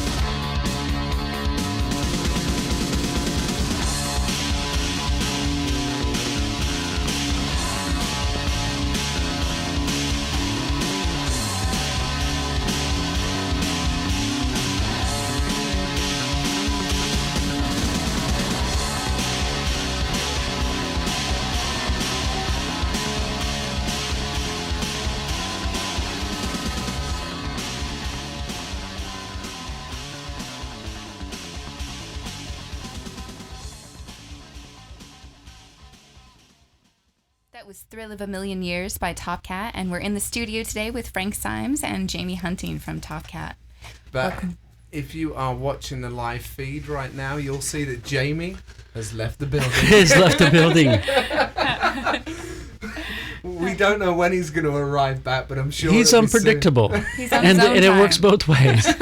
It can be an advantage and it can be a disadvantage. But he'll be back. But I wanted to say something about something Jamie said earlier, and that was that if you play with love, that's all you need. Yeah. All you need is love, right? Yeah. I mean, we all feel it. We all resonate with what John Lennon said. I wanted to say something. I just learned this yesterday. So I thought all my life that the aphorism, whatever you want to call it, the quote, "Love conquers all," is from Shakespeare. Well, he did actually say that, but actually Virgil, 1,500 years earlier, he lived from 70 BC to something like 19 BC. Right. So over 1,500 years before Shakespeare, he said, "Love conquers all things." That's from the Aeneid, which is an epic story, about Troy and whatnot. And so it was Virgil. Huh. I didn't know that. What was his name? Publio Virgilius Maro. That's his name, real name. But Virgil, he's famous for his his Roman epic. And he said that. So yes, love conquers all things. And you hope, that's your hope, when you have a band or you have a relationship or something, anytime there are groups of people together, you want love to be the conquering factor. You want that to be, but sometimes it's not. Like we were talking about egos, and you get into territorial wars, and then the band breaks up. So sometimes love conquers itself. Maybe it's not a lack of love. Well, maybe it's love of oneself. Maybe that's what it is. It's the wrong kind of love, right? So but we all know what the right kind is, and it's the one that's generous and giving and kind and thinking about the other person. Yeah. And that really helps in a band as well as in relationships. You always hear musicians saying that being in a band is like being in a marriage. Would you say that's true? I would say so, because you live together, you're on the road together, you're in the studio together, you're spending more time than with anyone, and you're trying to do something creative together, and you have people clash. And it's just like a band. If there's two of them in there and they write the songs together, when they split up, the one takes half. That's right. Absolutely. Yes. There's no prenup in a band. Right. Nice. I'm sorry. Love is all you need. That's right. Love conquers all things. Remember It's that. but it's all about the communion, and if you can achieve communion, well, then you've got it all, and I think that is achieved through love. Definitely. So, Frank, what's happening? You got a NAMM show this year? Well, yeah, I'm actually a consultant for a speaker company called Tectonics Lab. Yep. And we're meeting Guy now. Yeah, we I believe. Yeah, next week on Tuesday.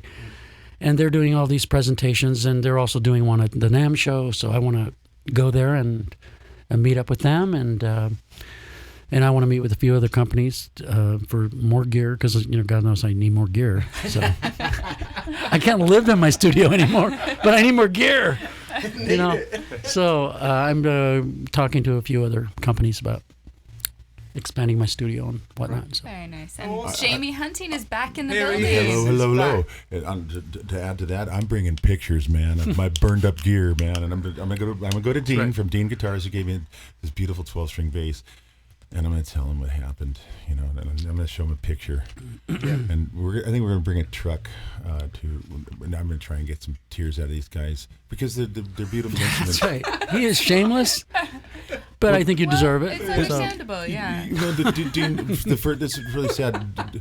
I met Dean at the NAMM show. I flew in off of a Vince Neil thing from back east and caught the last hour of the NAMM show. I think it was in 01, 02, and I'm walking through and I see this 12-string bass hanging up, and so I asked this guy, is it okay if I play that? I mean, they're kind of packing the place up at that point, and so he pulls it down, and I'm checking it out, and so he's okay if I plug it in. He says, sure, you plug it in. And I start detuning it, and I have I've been playing 12-string basses for many years. It's a really interesting sounding instrument, Celtic, all kinds of stuff. Anyway, so he's checking me out, tuning all these different tunings I have for them, and after I'm done, he goes, "Well, here, why don't you just, take it?"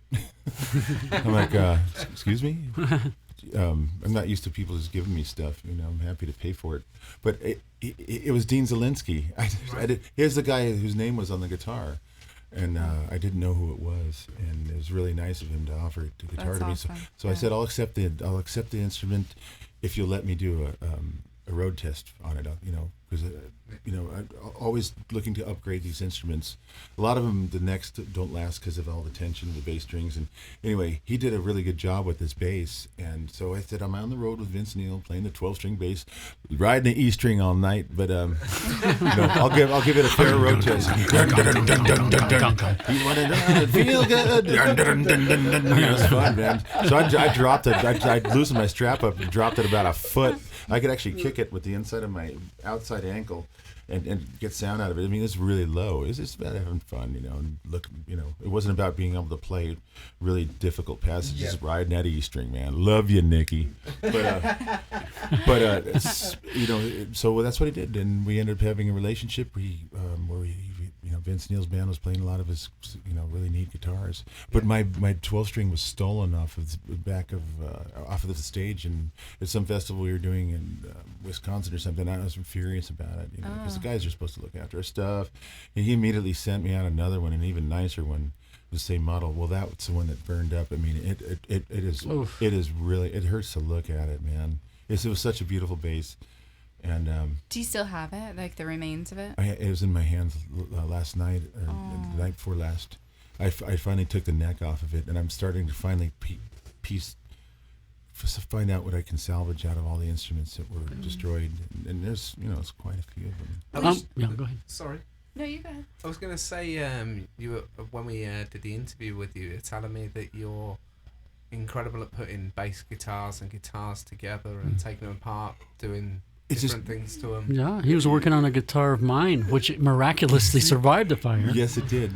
Yeah. And he was refinishing it and actually taking the old finish off and putting a new finish on it. We were making it look, we were taking a new guitar and we were distressing it. So I said it makes it look like a real old guitar. So I had it in a room, and I'd go in and cuss at it for a little while, distressing it, But actually, the body of that guitar was underneath a thick towel, and it didn't even get everything got smoked. Everything like drywall dust, but this guitar was untouched. And the neck, the neck to it, miraculously survived it. It was burned on the edge, but it's going to live, I think. And we discovered that using fire actually helps distress the instrument, the wood. Frank wasn't around, and he shouldn't have had to see this, but I mean, these new finishes. There's always a gain. There's always a gain somewhere. The new finishes they have on guitars are like kryptonite. You can't get them off. With an electric sander, it'd take me a month of Sundays to get this finish off this guitar. So I grabbed my blowtorch and I just laid it right on it, man, and let it have it, and that's how I was able to get the finish off the guitar to be able to work with it. But at the same time, I discovered it grayed the wood to make it really look like an old, really old. I mean, I've had 50s Fender. Yeah. My Fender P bass was in 1959, and it's very well worn, so I'm very aware of how they look. But actually, I hate working on guitars, especially my own. You wouldn't know it to look at my Hamer 12-string. They've all changed colors. You work on guitars all the time. We should take some pictures of you setting a blowtorch on a guitar. It's really interesting. These new finishes, I don't know what they're made of. They have some epoxy resin, but I mean, you cannot. They don't come off anyway. So when I put the blowtorch on it, it starts to kind of the paint starts peeling back. Then it blows up about a foot in the air, and it goes poof, and these little flakes come down. It's like a little fireworks show. It's amazing. It's how you start a house fire. Yes. Oh, I did this outside. Yeah. How did your house catch anything than having to sand this god awful stuff off? It's horrible. It smells horrible. It smells. It's hideous. Anything. I was willing to try anything. But the first thing I did with this body was I took it into the garage and I dropped it like this. Ding on the concrete, and I jumped on it, and I was skating it around the inside of the garage on the concrete. That's you think that would really damage the guitar, but You not with these would. not with these new finishes. It hardly did anything to it. Really? Yeah, there's this stuff called strippies, and it's clear, and it's like jelly. It's like liquid jellyfish tentacles. And if this stuff gets on your hand, I love liquid jellyfish. it's this clear, this clear monkey snot, and I'm telling you, it burns. Clear monkey It burns. I'm telling you, if I put it on anything painted, it immediately bubble it up, and the paint would disappear. But if I put it on these new finishes, it just laughs at it. It just laughs. It actually makes it look better. I don't know. I've never seen anything that doesn't melt underneath this stuff. It's absolutely amazing. I've never seen anything that doesn't succumb to this liquid jellyfish tentacles. Because when you're working with this stuff, because you're changing the finish on the guitars, this is what you use. But you can tell when you've got some on you. It lets you know because it starts burning like acid, and it's really painful. When you going to get it off, it's like having like giant army ants crawling all over you and biting you. Or having liquid jellyfish. Liquid jellyfish tentacles. And a giant army of ants. Giant army ants. Yeah, Ants. The red ants. Red ants. That bite. Oh, yes. God, I hate those. It's painful. I like so. jellyfish. But what I did start doing is collecting acoustic guitars. Or the Man of War, the Portuguese Man of War. Those things, they'll blister your ass. Excuse my language. It's okay. You say whatever you want. I think you can say. Yeah, I think you can say ass. We're You actually can say it all uncensored. on here. Yeah. It's uncensored. Yeah. I could, Anyway, dressing like a stable It's boy. hilarious. If you look at on our little logo, when you look at it under podcasts, there's our little cartoon image, and then next to it says explicit. Oh, Because right. it's uncensored. So we can Right. we can swear our asses say off. anything. Swear your asses off Like, on hey, you fucker. You can- Like, hey, man, shithead. Hey, fucker. You peckerhead. You fucker. I'm trying to come up with some profanity, man. That's shit. Penis. No. It's real rock and roll. Oh yeah, now it's getting. Oh yeah. Oh. And this is only Thursday. Oh yeah. How about this oh, for yeah. how about this name Now for the name we're of rock a band? and roll. How about this for the name of the band? Cunning Stunts. How about that? Is that profane? My brother. Funny, it makes me think of something else. I I don't know what it is. I had to go over and over Not that one. quite It right. just went right over my head. Not quite right. Everybody always gets it. I never Just got it, sense but I something did in there. I think you're trying to say something. Yeah. But there's a hidden message. There's always a hidden message. Yeah. Yes, So, yes. guys, are we going to be in for a treat for another live song? Oh, I don't know. Should we? Can we do another Can you one? Well, do let's that? see. Oh, sure. That's what we Because do. the last one blew us away so Yeah, much. that was amazing. Blue? Okay. That's not what we said. It's fun. It's invigorating. Of course, some of these songs we haven't played sitting down toe to toe. Yeah. Some of them. It's fun. It's challenging. Can we Yeah, do it's this fun. Yeah. I mean, it's playing live. There's nothing like it. It's real time, like jazz. It's never the Yeah. same. Yeah. And so let's see if we can get it close to the recording. Yeah, we can. Yeah, you can do that. We got musical geniuses in here. I think I was the guy that played bass on that, and I think Frank's the guy who sang that one. And this is Tom Cat, ladies and gentlemen.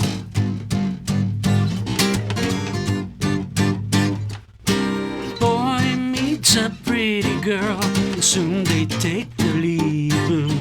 Hearts all a fluttering, they start to lose their sleep. And nobody cares when nobody knows that she fly. How they make promises, ones they may not keep. Sometimes they wonder how it ever got so deep. And neither one wonders and neither one knows that she fly. Faith in their eyes will surely make a grown man cry. And love is touch and go, oh, oh, oh. And fingers touch and then let go. And hearts will touch and go, oh, oh. How humans touch and then let go. Oh, sorry.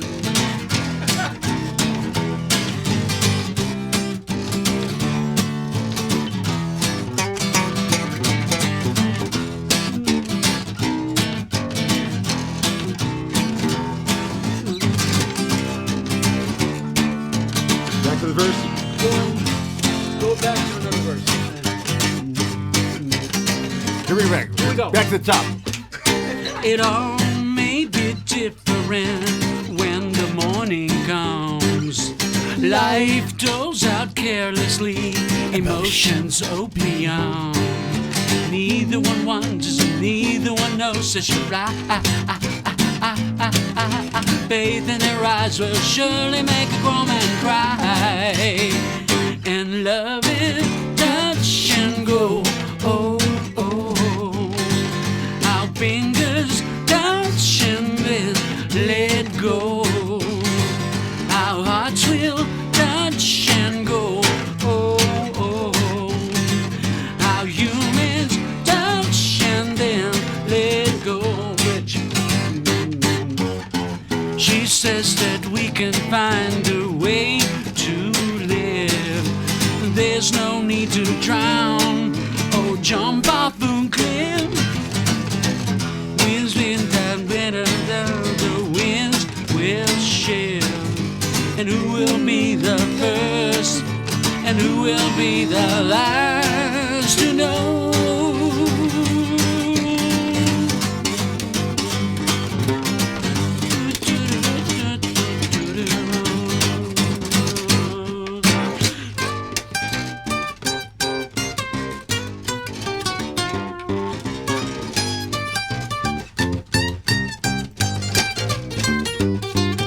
Neither one wants and neither one knows. Says you fly. Faith in their eyes will surely make a grown man cry. And love is touch and go. Oh, oh, oh. Our fingers touch and then let go. Our humans touch and go. Go. Our humans touch and then let go.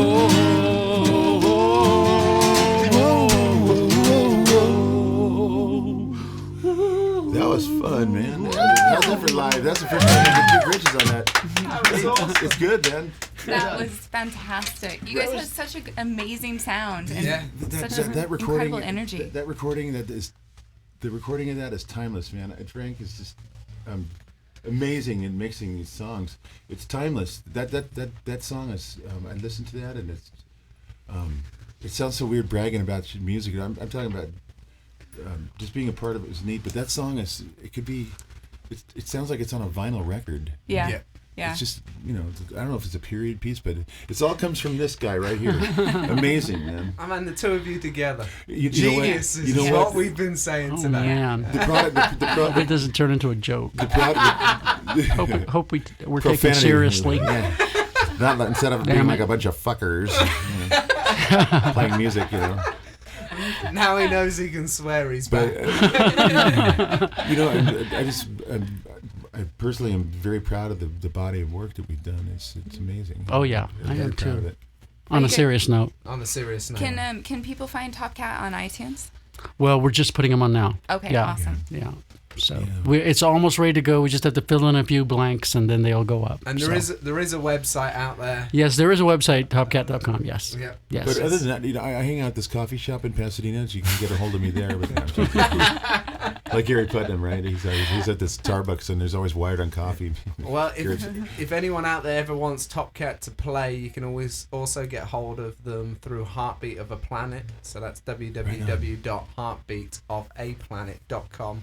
Contact us, and we'll contact Top Cat. And We actually see show if up. they're We'll be there. We'll be there. They'll be there. Yes. They'll be That's there. right.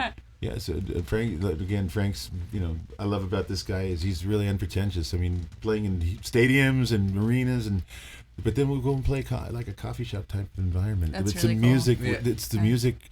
The music makes the place into a palace, And the next day you could show up at a club where something great happened, and you're looking and going, "This is not right. It just looks ugly in here," But Yeah. with the music inside, the energy that's created, it transforms the building, and neat things happen. But That's nicely put. we played it on New Year's at a place where his ex-wife Debbie,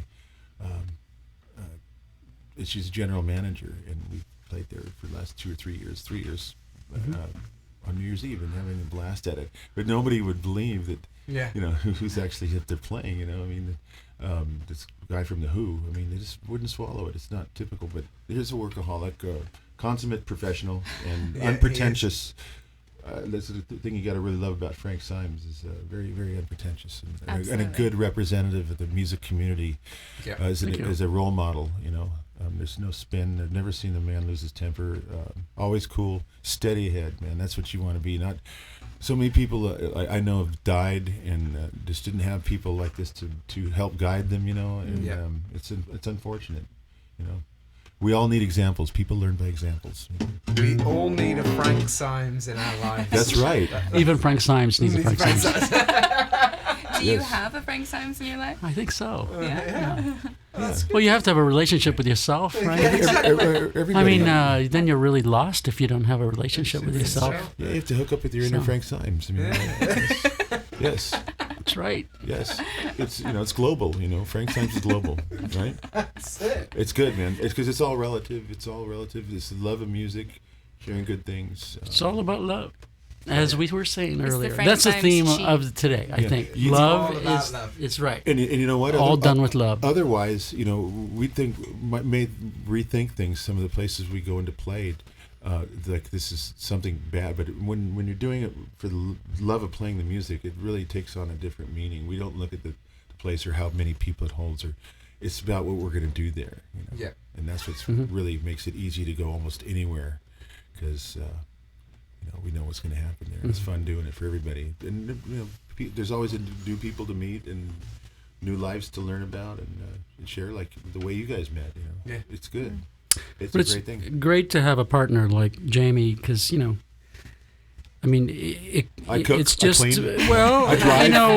it's he's like my soul brother, and Right on. I bounce ideas from him, and I trust his judgment, and that's so important to have someone that you really trust, and just in their It's serious cogitation, their thinking, their judgment, their creative tastes. Like, what do you think? I like it, or maybe come up with something else, or anything like that. I'm not You worried want to about have someone you can bounce ideas off of. I don't worry about hurting Frank's ego. That's not what it's about. I mean, I come out and Never. just what it's about. Yes. Ironclad. Actually, there's no language I know that could even reach that. Impenetrable man. But Oh my God. I do what I can, and it's good to just be have a great partner to work with. No, it's just I have my my fragile side too. I don't want to get attacked or humiliated or whatever. Nobody does. show me a good loser, and I'll show you an idiot. Yeah, right. A fucker. A fucker. But there are plenty of fuckers out there. Yeah, So he's a watch fucking loser. Yes, he's a fucking loser. But being able to write songs with the ability. With that ability, of course, critique is being criticized or something is very difficult to take. I can't even imagine the body of songs that Frank's written, and still it's sensitive about criticism. But I mean, I'd be more. There should be more pride than taking criticism hard, because the body of the work is exceptional. But it's hard to take criticism. No. You know what? I think you should be sensitive when you're creating the stuff. But if don't be so sensitive when people would rather you do something else or change something up. Go ahead and take it in stride. You say, hey, play that shit on your own record, consider fucker. it. Without play that shit on your own record. You got to consider it, and it may work or may not. Just have to try to be as objective as you can. What's important is the connection that I'm Frank's junior in age, but is that he understands this love. It's coming from a loving heart and an observation. There's love problem there, and I'm fighting for the big picture and all that too. And that's what it's all about. I'm not saying something just because I can, or there's silence in the room, and somebody asks me. I say it because it's what I believe. No, I know you're coming from that place of love, and I really appreciate that. And because I've worked with people who are critical just to be critical, or to kind of put you in your place, or to suppress you, or to change it so they can put their name on it or somehow. Well, that's critical, and so they kind of do it in the guise or pretext of being critical. Well, I have a right to be cry. I have my opinions, but they're trying to suppress you, and I've dealt with those kinds of people too. I don't have an ego, but at least for that. But everybody has an ego, and I do too. But I use it. We had to laugh. We're like talking about suppressing. We're trying to suppress this laughter. I don't have an ego. No, come on, Jamie. No, you have some kind of an ego. I let into that wrong. My ego. It's not like I take my ego out to of places control. It's not Yeah, it's like play that shit in your own record, grandiose. fucker. It's not grandiose. But we all have egos. Yeah, but it's just but I don't express my ego in that form. That's right. I do it in like the men's room and stuff like that. Other places. It comes out big there. No. Oh yeah, it really is like a grand. No, we all laugh. statement. Like my wife had. No. Mirrors installed over her bed. She says, "Watch yourself laugh," and that's an old Rodney joke, but.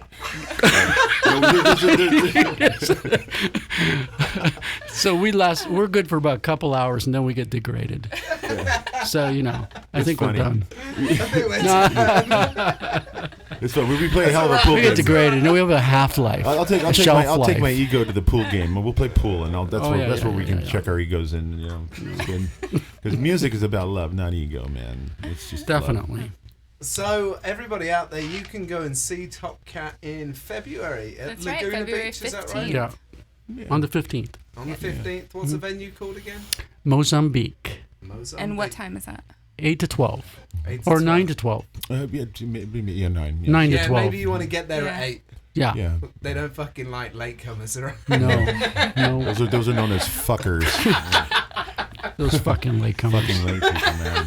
Fuck them, man. Yeah, man. Showing up after the fucking band starts. What's the matter with Whatever you? the fuck they want. Yeah. Shit. Yeah. Fucker. Fuckers. Yeah. Oh, God. I love cussing. You should dedicate a whole program to just nothing but profanity. Just invite a bunch of Touretters. Yes. Touretters Yes. just going for it. Close mic and then fucker, piss, cocksucker, fucker. Give them all headsets. You won't get a word in edgewise. Yeah, right. Yeah. Compress them all, just like this big vast area of just swear words. More from you and be inventing swear words,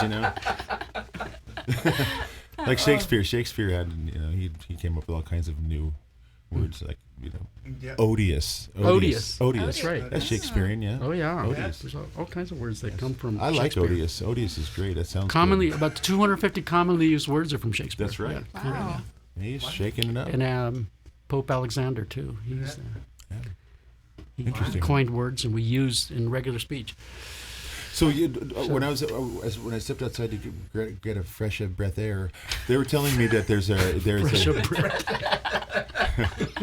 that's a smoker's thing, man, fucker. They were telling me that there's going to be a magician here. A magician. A That's magician. right. Oh, I didn't know about that. Little known fact: I'm a magician. Are I'm you? Yes, and I belong to the Magic Castle. Do you really? Yeah, I had to audition and everything. So I'm thinking, what a treat! Really? I was thinking, Have you what got a rabbit? Have you I got a have- rabbit? fuckers! no, I was but I have talking, my fuckers. cards Hey, with me, fuckers! I was saying unbelievably. something here, fuckers. You fuckers! No, I was just going to say that. I'm sorry. The Frank's I got to get it. So we're going to stay, I guess, because this is tonight. Yes. Yeah. Yeah. So Frank, Yeah. I don't know if I have to go. You won't call me a fucker, will you? No. We'll stick around and see I'll try some not magic, because Yeah. he gets some really cool magic stuff. Yeah, Frank. I could do some magic. Yeah. He's got a special card Well, table. but this amazing guy who's been on TED, I've seen him. Really? Yeah, he's Really? coming. Yeah. Yeah. See if he can put a paint job on my car. He walks on fountains. He walks from fountain to fountain. Really? Oh, stuff wow. like that. Yeah. Oh, wow. And he did Maybe this he can trick put a on paint job TED on my where he car. puts his hand on a paper cup with a nail in one of them, and he mixes them up and figures out which one. I think he used the audience member's hand and put the hand over the cup, and he figured out which cup didn't have the nail when he after the cups were mixed up. After one of the audience members lost their hand. Yeah. Which So cup- I which don't do cup- dangerous which- tricks which like cup that. has the grenade? I'm dangerous in other ways. Yes. He's dangerous, man. Yes. This guy. Playing guitar and Dangerous cat. I'm so Singing in- dangerous. exercising that chi, man. Careful, man. Yeah. Oh, about maybe 3 weeks ago or so, Frank, we were out for one of our coffee breaks. It's usually well after midnight, and we went into this. We were looking for a place to have coffee, and the first place we stopped, there was street racing and undesirables around, and it looked like a dangerous situation. Just dangerous. So we trudged on, and we ended up at this mobile station in Pasadena. So we're there getting our coffee and stuff, and in comes these. I think they were Bloods. I think Bloods. We had Bloods and Crips. These were like gangbangers from L.A. and these guys were dangerous. But Frank was up paying for the drinks, and we're going to get out of there. And the one guy says something to me. He says, you punk rocker, aren't you? And I said, yeah, I am. I said, yeah, and. Anyway, these guys ended up taking pictures with us, and they were having us do their signs of their gang and everything. These guys had guns. Honest to God, these guys had guns. If you've seen Bonnie and Clyde, how they go into when they're traveling on the run, they'll go into like a coffee shop, and they'll be taking pictures with their customers. Yeah. These guys were like that, and there was a female there, and they're dangerous people. I almost had my head blown off about 15. Different story, but just about 2 blocks up the street. We used to go to this little taco truck after gigs, and this guy actually pulled the trigger. Pointed at me, popped it around. I got the jump on him, and crawled for my life. But anyway, so we're taking pictures with these gangbangers, signing and everything. I was going, I wonder if these fucking peckerheads will ever know who they had actually standing there, because they were really getting a kick out of it. And we went with them. We went along, did the thing, and we got out of there quickly, man, because they're dangerous dudes, man. That's really scary. Yeah. It is. Yeah. And on that note, it's the end of the show. Yeah. Right on. It's been a pleasure having the both of you here. Thank you guys so much. And it's a pleasure having you part of the Heartbeat of a Planet family. Oh, man, we love you guys. Great idea, man. Very nice. Genius is in the room today. That's right. That's right. Oh, so you want to hear that, or do you have time for that, or? Yeah. It's on that. We'll listen to it as soon as we. Yeah, as soon as we. Oh, say you got goodbye. to do the ID and all that. So, everybody out there, you can catch us Thursdays from 5 to 7. We are Heartbeat of a Planet at XSite Radio. Yes, we are. I'm Phil. You're Phil. I'm Erin. And today in the studio we've had Frank Symes and Jamie Hunting, 2 geniuses. I love this. And the Top Cats is the band. That's right. And you can check them out in Laguna Beach on February 15th at Mozambique at 9 p.m. we decided. Yes. That's right. And don't be late, because we don't like fuckers that are late. Yeah, fuckers. Speaking of fuckers, here's a good fucker. We have Blondie Chaplin, who plays with us. Yeah. Blondie Chaplin. So make sure you get down there. And if you want to get in touch with them, get in touch with us on our www.heartbeatofaplanet.com. Contact us, and we can sort it all out for you. All right? Have a good weekend. All right. Take care, everyone. Even better week. And make sure you're here next Thursday. Tuned in at 5 o'clock. And send them some new swear words. Yeah, exactly. Have a contest. All right, thanks, guys. Take care. Bye. Bye. This is XSite Radio, and you've been listening to Heartbeat of a Planet. We're so grateful that all of you have stayed tuned and listened throughout the show. We'll be back this time next week. That's 5 o'clock Thursday to 7 o'clock. You have a great weekend. Peace and love, y'all. We are going nowhere.